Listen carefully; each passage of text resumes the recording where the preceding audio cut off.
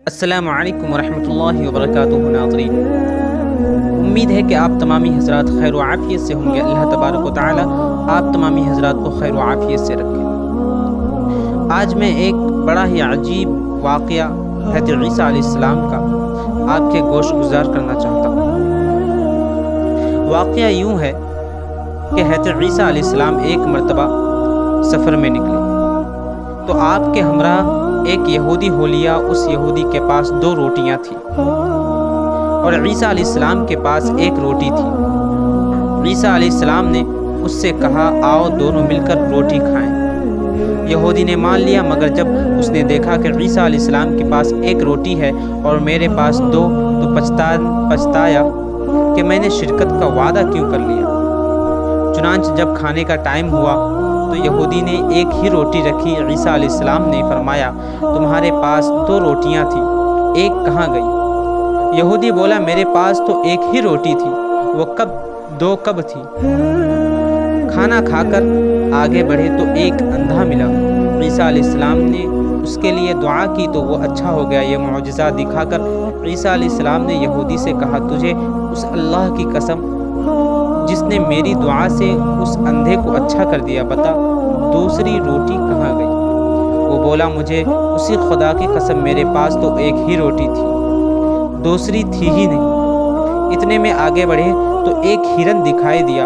عیسیٰ علیہ السلام نے اسے بلایا، وہ آ گیا۔ آپ نے اسے ذبح کیا، بھونا اور کھایا، اور پھر اس کی ہڈیوں سے فرمایا، قم بإذن اللہ۔ وہ ہرن پھر زندہ ہو گیا۔ عیسیٰ علیہ السلام نے فرمایا، تجھے اسی خدا کی قسم جس نے ہمیں یہ ہرن کھلایا اور پھر اسے زندہ کر دیا، بتاؤ وہ دوسری روٹی کہاں گئی؟ وہ بولا، مجھے اسی خدا کی قسم میرے پاس تو 1 ہی روٹی تھی۔ آگے بڑھے تو ایک قصبہ آ گیا۔ حضرت عیسیٰ علیہ السلام نے وہاں قیام کیا۔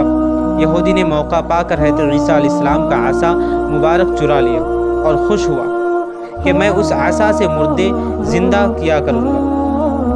چنانچہ اس نے قصبہ میں اعلان کر دیا کہ مردہ کو مجھ سے زندہ کرا لو۔ لوگ اسے حاکم شہر کے پاس لے گئے جو بیمار تھا۔ یہ گیا اور جاتے ہی پہلے وہ ڈنڈا اس حاکم کے سر پہ دے مارا۔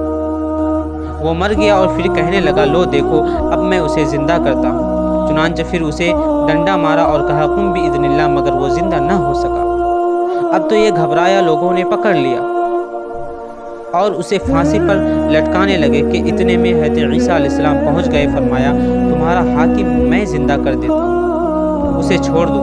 چنانچہ آپ نے قم بإذن اللہ کہا تو حاکم فوراً زندہ ہو گیا اور انہوں نے یہودی کو چھوڑ دیا۔ عیسیٰ علیہ السلام نے اس سے کہا، تجھے اسی اللہ کی قسم جس نے تمہاری جان بچائی، بتاؤ وہ دوسری روٹی کہاں گئی؟